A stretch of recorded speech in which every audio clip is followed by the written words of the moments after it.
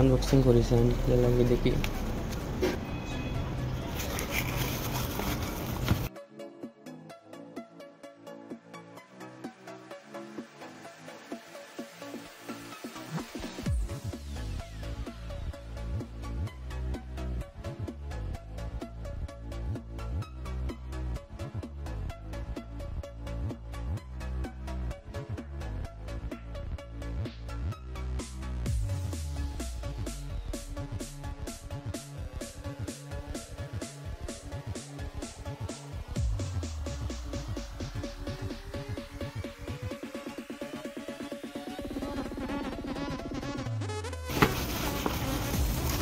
बहुत ওজন 700 গ্রাম হইব ওজন আছে।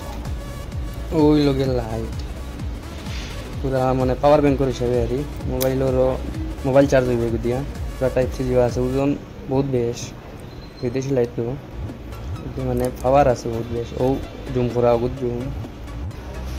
জুম হয় ওগুদ দিলে জুম হয় আবার হলো আটে এই যে পাওয়ার দেখি ওগুলা পরে ওই লগে চুজ করুন।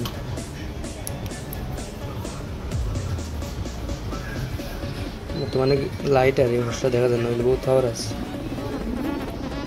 পাওয়ার বহুত দেখা আছে চকুর ধরে বললাম। এগুলো এইটা হইল গিয়ে অনরারি 500 টাকা দাম, থাইল্যান্ডের আরে ধরো ইন্ডিয়ান হলো 1300 টাকা পড়ে আর দাম হিসাবে লাইট পুরা পারফেক্ট থাকে।